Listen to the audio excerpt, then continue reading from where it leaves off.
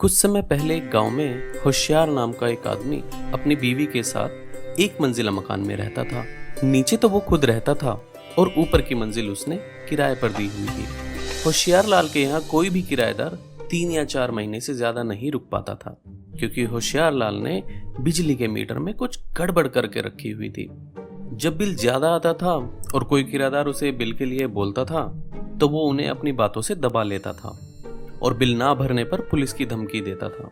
इसलिए उनके यहाँ कोई भी किराएदार ज्यादा रुकता ही नहीं था। होशियारलाल बहुत ही लालची और तेज दिमाग का था। उसने बिजली के मीटर में ऐसी गड़बड़ करके रखी थी कि कोई पता ही नहीं लगा सकता था कि मीटर में कुछ गड़बड़ भी है। मगर होशियारलाल की बीवी उसके जैसी नहीं थी। वो तो काफी अच्छी थी और वो उल्टा होशियारलाल को बोलती थी कि ऐसा मत किया करो, ये गलत है। लेकिन होशियारलाल अपनी बीवी को गुस्से से धमकाकर चुप करा दिया करता था। गांव में किसी और का ऊंचा और अच्छा मकान नहीं था, तो इसलिए जो भी गांव में मकान किराए के लिए आता और ढूंढता तो गांव वाले सब होशियारलाल का ही पता बता देते। एक दिन होशियारलाल के पास एक आदमी किराए के लिए मकान देखने के लिए आया।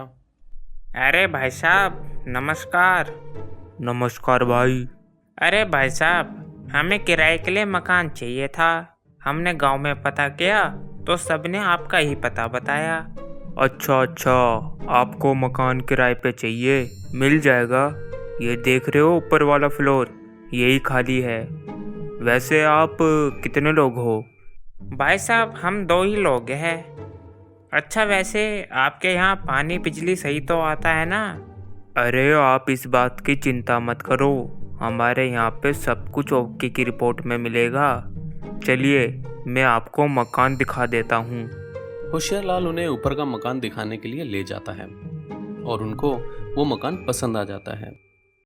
वो आदमी होशियारलाल को बोलता है कि उसे मकान पसंद है और वो यहीं पर रहेगा। ठीक है, मगर भाई किराया 5,000 होगा और बिजली पानी का अलग से। ठीक है भाई साहब, मुझे मंजूर है। वो आदमी वहां से चला जाता है। तभी होशियारलाल की बीवी उससे कहती है, ए जी, बड़े दिनों बाद कोई किराएदार आया है। आप प्लीज़ इनके बिलों में कोई गड़बड़ मत करना।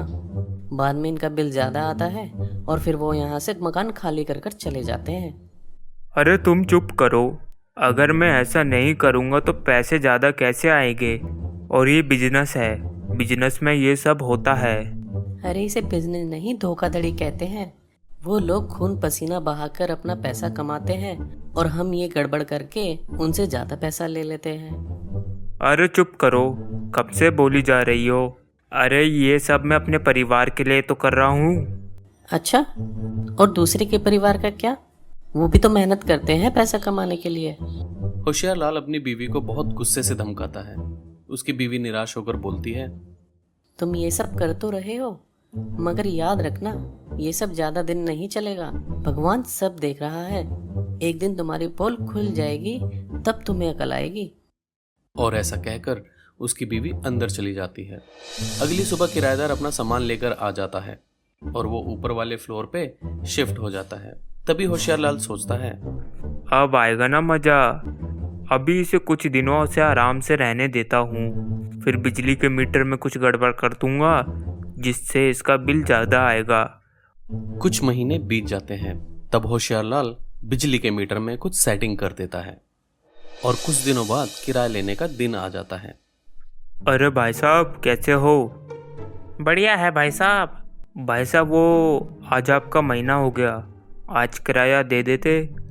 हाँ भाई साहब, ज़रूर। 5,000 तो आपका किराया हो गया। बिजली और पानी का बता दीजिए कितना होगा? होशियारलाल पानी और बिजली का बिल सब मीटर के हिसाब से बनाकर उसके हाथ में रख देता है। वो आदमी जैसे ही बिजली का हिसाब देखता है तो उसके होश उड़ जाते हैं। भाई साहब, ये पानी का हिसाब तो ठीक है, मगर ये बिजली का हिसाब 3,000 कैसे हो गया? अरे भाई, तुमने ज़्यादा इस्तेमाल करी होगी बिजली, इसलिए तुम्हारा बिल ज़्यादा आया है। अरे भाई साहब, मगर मेरे पास ना एसी है ना कूलर, बस पंखा और लाइट यूज़ होती है। मेरा बिल आज तक 1,550 रुपये से ज़्यादा नहीं आया। अब अचानक से इतना ज़्यादा कैसे आ गया? अरे ये सब मुझे नहीं पता, तुमने ज़्यादा इस्तेमाल किया है इसलिए तुम्हारा बिल ज़्यादा आया है। मेरा हिसाब करो, मुझे कहीं और काम से जाना है। अरे भाई साहब 1 मिनट, ऐसे कैसे मैं आपको इतने पैसे दे दूं? अरे भाई, बिल तुम्हारे सामने है, देखो। अगर तुम्हें बिल कम चाहिए तो कम इस्तेमाल किया करो बिजली का। चलो भाई, अब दे दो पैसे। वो आदमी होशियार को चुपचाप पैसे दे देता है और ऐसे करते करते 2 महीने और बीत जाते हैं और वो आदमी परेशान होकर वहाँ से मकान खाली कर कर चला जाता है। अरे मत करो ये सब। अगर तुम ऐसा करते रहोगे तो यहाँ पे कोई नहीं रहेगा। अरे बस करो, किराएदारों का क्या है, ये तो आते जाते रहेंगे, मगर पैसा रुकना नहीं चाहिए। चलो अब जाओ, चाय बनाओ जाके। कुछ दिन और बीत जाते हैं, तभी होशियार लाल के पास एक छोटी सी फैमिली आती है। भाई साहब नमस्ते, सुना है कि आपके यहाँ पे कमरा खाली है। हाँ भाई, है तो सही। आप कितने लोग हो? मैं हूँ, मेरी बीवी है और मेरा बेटा, टोटल 3 लोग हैं। अच्छा अच्छा, देखो भाई, ये ऊपर वाला फ्लोर खाली है, चलो मैं तुम्हें दिखा देता हूँ। वो सब लोग ऊपर का कमरा देखने चले जाते हैं। कमरा तो अच्छा खासा बड़ा है, किराया कितना होगा इसका? भाई 5,000 रुपये होगा, बिजली पानी का अलग से देना होगा। और हाँ, पानी बिजली की टेंशन मत लेना, यहाँ 24 घंटे पानी बिजली है। ठीक है भाई साहब, हम लोग कल सुबह यहाँ पर शिफ्ट हो जाएंगे। और अगली सुबह अरुण अपने परिवार के साथ अपना सारा सामान लेकर आ जाता है।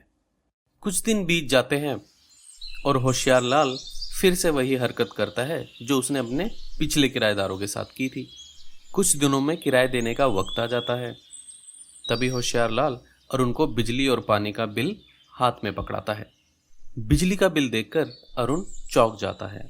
अरे होशियार भाई साहब, ये बिजली का बिल इतना ज़्यादा क्यों है? मेरे पास ना एसी है ना कूलर, तो इतना बिल कैसे आ गया? अरे भाई, आपने कुछ ज़्यादा ही इस्तेमाल करी होगी बिजली।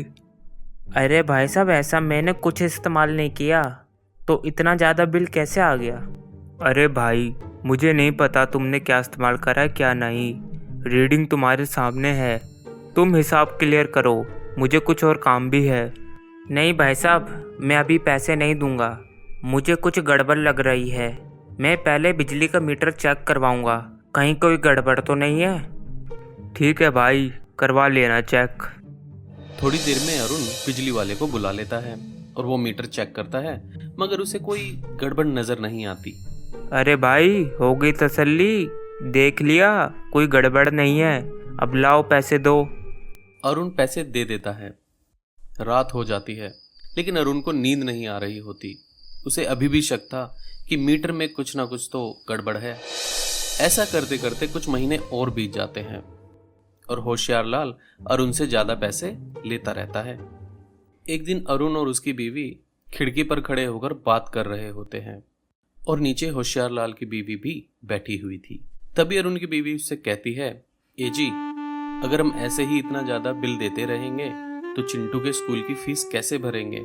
आगे जाके हमको बहुत दिक्कत होने लग जाएगी। हाँ ये तो है, पर अब क्या करें, और कोई अच्छा मकान भी तो नहीं है। किसी के यहाँ पानी नहीं आता तो किसी के यहाँ कुछ और दिक्कत है। तभी अरुण की बीवी उसे बोलती है, अरे तुम भाई साहब को बोल के देखो ना कि ये बिजली का मीटर बदलवा दे, कहीं ये मीटर खराब तो नहीं। तभी अरुण कहता है कि ये भी मैंने उन्हें बोला था, मगर वो कह रहे हैं कि सब कुछ ठीक है। पता नहीं अब क्या होगा, कब तक ऐसे ही पैसे भरने पड़ेंगे, और ऐसा कहीं गांव में दूसरा मकान भी नहीं। होशियार लाल की बीवी ये सुनकर बहुत दुखी होती है और देखती है कि ये लोग कितने परेशान हो रहे हैं। रात हो जाती है। तभी होशियार लाल की बीवी उसे बोलती है, अजी सुनते हो, मैं ये कह रही थी कि तुम इस बिजली के मीटर में गड़बड़ मत किया करो। आज मैंने देखा कि ये लोग बहुत परेशान हैं और सब कुछ तो है हमारे पास, फिर क्यों तुम इतना लालची हो रहे हो? अरे अगर मैं ये सब नहीं करूँगा तो ज़्यादा पैसे कैसे आएंगे? अरे नहीं चाहिए मुझे ऐसे पैसे जो गलत तरीके से मिले। तुम्हें नहीं चाहिए तो मुझे तो चाहिए। जब वो लोग आराम से पैसे दे रहे हैं तो तुम्हें क्या दिक्कत हो रही है?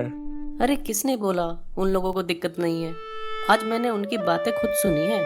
वो लोग बिजली के बिल से बहुत परेशान हैं और पता है वो लोग खाली करके जाने की भी बात कर रहे थे, मगर अरुण भाई साहब बोल रहे थे कि ऐसा मकान आसपास नहीं मिलेगा। तुम मेरी बात मानो, तुम उन लोगों की मजबूरी का फायदा मत उठाओ। आजकल तुम्हारी जुबान बहुत चल रही है, लगता है काटनी पड़ेगी।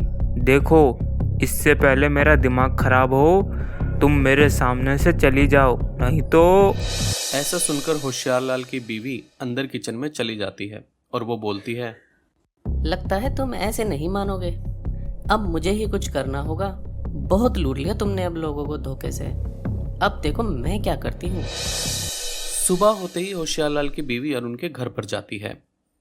तभी अरे भाभी जी नमस्ते, आइए। वो बोलती है, मुझे आप लोगों को कुछ बताना है। और वो अरुण को सारी बात बताती है कि आप लोगों का बिजली का बिल क्यों ज़्यादा आ रहा है। वो बताती है कि उसने अपने पति को रोकने की कोशिश भी की, लेकिन वो उसे ही डांट कर चुप करा देते हैं। और अब मजबूर होकर मैं ये बात आप लोगों को बता रही हूँ। अच्छा, ये बात है। तभी मैं सोचूं इतना बिल कैसे आ सकता है। शुक्रिया भाभी जी, आपने हमें ये बताया। भाभी जी, हमें उनकी इस चोरी को सामने लाना होगा। होशियार लाल की बीवी बोलती है, मगर कैसे भाई साहब। तभी अरुण उनको एक प्लान बताता है और होशियार लाल की बीवी ये सुनकर बोलती है, अरे वाह क्या प्लान है, अब आएगी उनको अकल। कुछ दिनों बाद किराया देने का वक्त आ जाता है। तभी होशियार लाल बोलता है कि ये लो भाई तुम्हारा बिजली का हिसाब। अरुण देखता है कि बिल इस बार भी 3000 का है। तभी वो बोलता है, भाई साहब ये बिल मैं नहीं भरूंगा, मुझे बिजली के मीटर पर शक है, जरूर इसमें कोई ना कोई गड़बड़ की हुई है जिसकी वजह से बिल इतना ज्यादा आ रहा है। अरे भाई फिर वही बात, आपने खुद मीटर चेक करवाया था ना, निकली कोई गड़बड़ नहीं ना? फिर भी आप पैसे देने में ड्रामा कर रहे हो। नहीं भाई मैं पैसे नहीं दूंगा। लगता है आप ऐसे नहीं मानोगे, अभी मैं पुलिस को बुलाता हूँ। बुलाने की जरूरत नहीं है, पुलिस को मैं खुद लेके आई हूँ। अरे वाह, शाबाश इंस्पेक्टर साहब, ये मेरी बिजली का बिल नहीं भर रहा, आप पकड़ लीजिए इसे। इंस्पेक्टर साहब बोलते हैं कि पकड़ेंगे तो हम जरूर, बट इनको नहीं, आपको। हमारे पास आपके खिलाफ कंप्लेंट आई है कि आपने मीटर में कुछ गड़बड़ की हुई है। नहीं सर, ये सब झूठ है। इंस्पेक्टर साहब बोलते हैं कि आपकी बीवी ने हमें आपकी एक वीडियो दिखाई है जिसमें आप मीटर में छेड़छाड़ कर रहे हो और धोखाधड़ी के केस में हम आपको गिरफ्तार कर रहे हैं। अरे सच में ये सब झूठ है सर। अरे अब तो सच बोल लो, कब तक धोखे से पैसा कमाते रहोगे, अब तो बस करो। होशियार लाल बहुत ही शर्मिंदा हो जाता है और वो अपने इस काम के लिए सभी से माफी मांगता है और कहता है कि कसम से वो ये दोबारा नहीं करेगा। पुलिस उसे अपने साथ ले जाने लगती है। तभी अरुण और होशियार की बीवी उन्हें रोकते हैं और होशियार को माफ कर अपनी कंप्लेंट वापस ले लेते हैं। उस दिन के बाद होशियार लाल ने ऐसा कभी भी किसी के साथ नहीं किया, क्योंकि वो जान चुका था कि इंसान कितना ही शातिर क्यों ना हो, उसकी चोरी एक ना एक दिन पकड़ी जाती है।